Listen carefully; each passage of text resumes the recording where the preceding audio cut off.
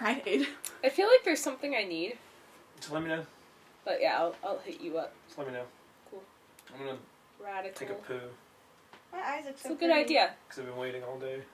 That's a really good feeling. Class, kids leave class. And That would be so relieving for you. and then I want to go get like. It feels so good. It will. It'll feel great. Well, you guys have fun. You have fun too, fam. Enjoy. Come over later, Leah. Come talk to me or something. I'm good. I'm just like, saying, I'm good. I'm just saying, come talk. Anyone can talk to me. I'm just like. I gotta get a photo of my ladies. What? Oh. Hello. My face. Oh, that was nice. You blinked. I blinked. No, Sarah did. Good. I look so gross. Yeah, Haley, good. Make her titties bigger. That's not possible. Shh. Oh, it is. It just won't be pleasant. So everything's on now. Oh, hi, camera.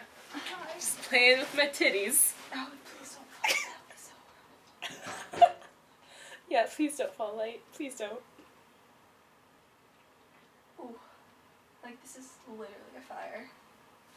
That was awesome. Okay, so. So, freezing your children. Freezing my children.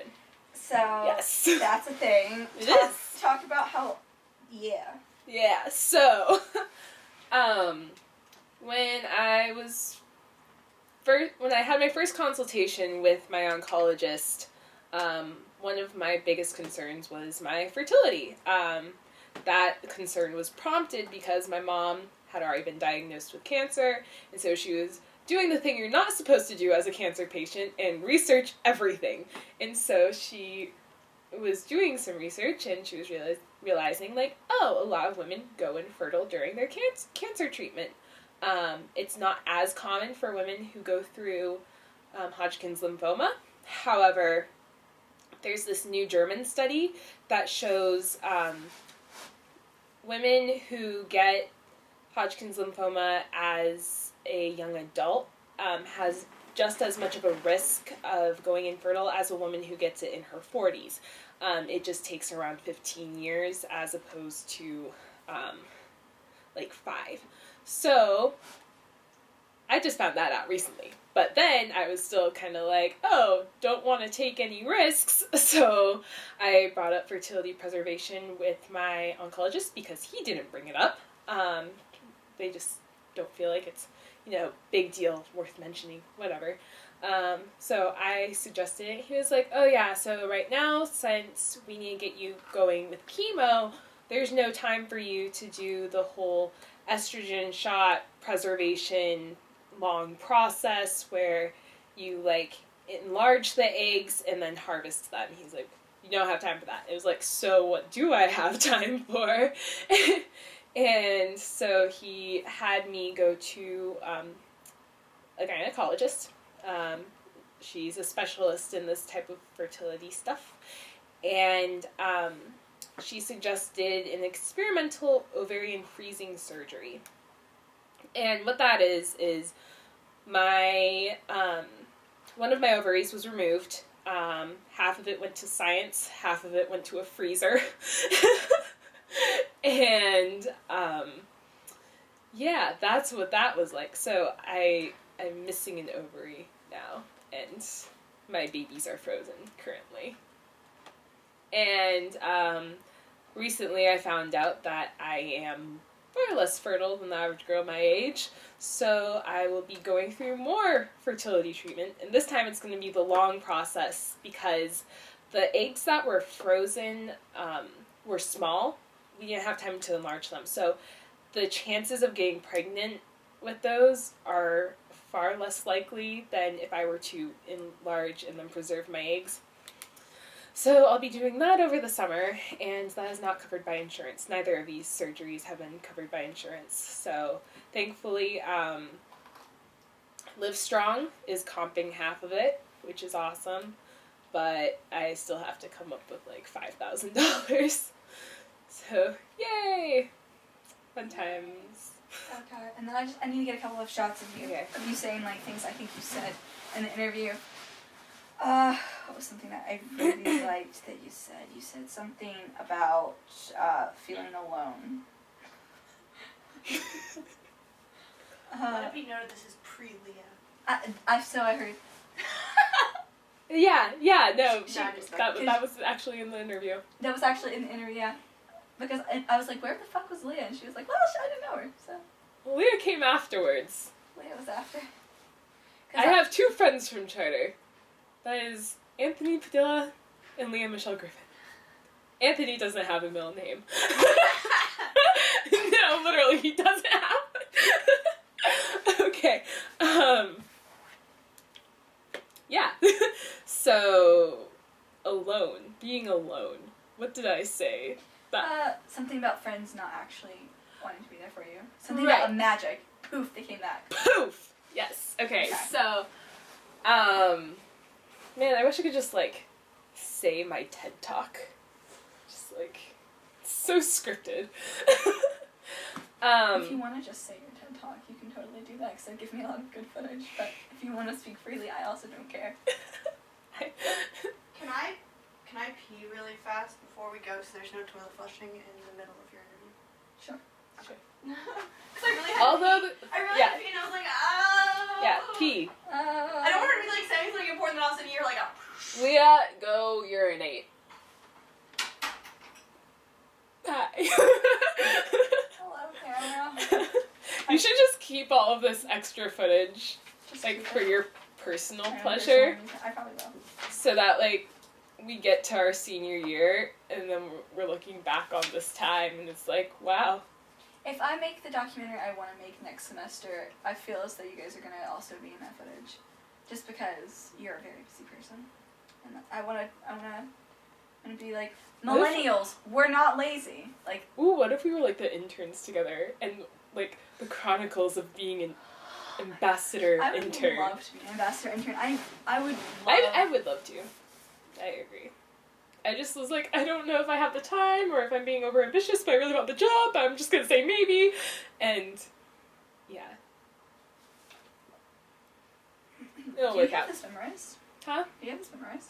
For the most part, almost all of it. There's some parts in there that are a little iffy, but yeah, I have the whole thing down. Not like down pat to where I can do it in that exact order, Mm-hmm. but yeah.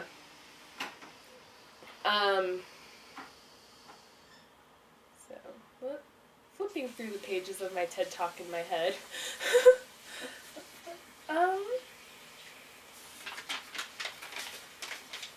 Because I remember there was something that you said that was in the TED Talk that I was like, oh my god, she said that out loud, it'd be so great. Okay, yeah, I think I've got it.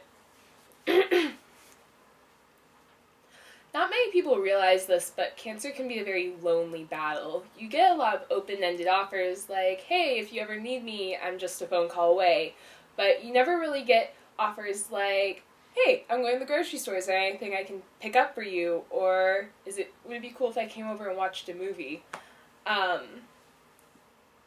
people who I consider some of my absolute best friends stopped talking to me because they couldn't emotionally handle being friends with somebody going through cancer. Which was hard for me because I was always like the advice giver of my friend group. So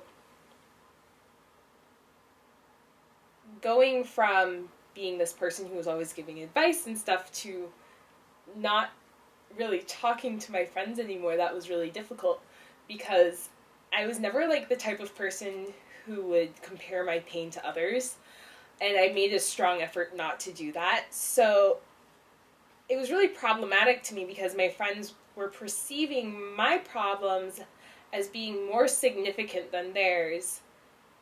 But that was silly to me because it wasn't like I was going to point my finger at them and say, what you're going through is no big deal because I'm going through cancer. Like, that's not how it worked. I wanted to know what was going on in their lives and stuff. So it was very interesting going from all of my friends just kind of like leaving me in the dust to all of a sudden being there for me when I come back to school and I look normal and I seem normal and I'm back to the old Haley. So yeah. Yay, that's fun. TED quotes. Woo. TED quotes.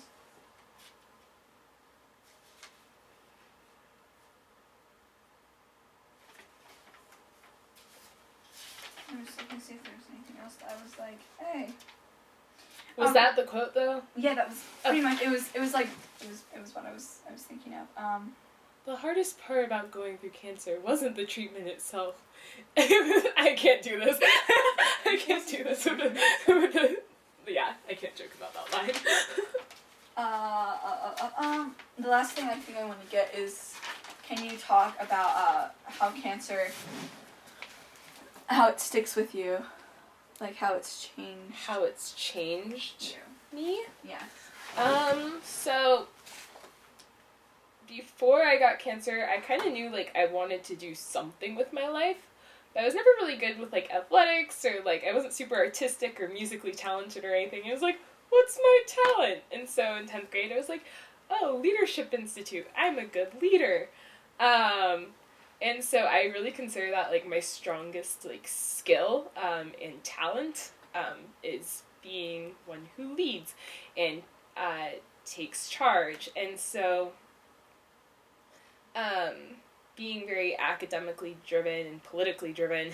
I'm sorry, what was the question?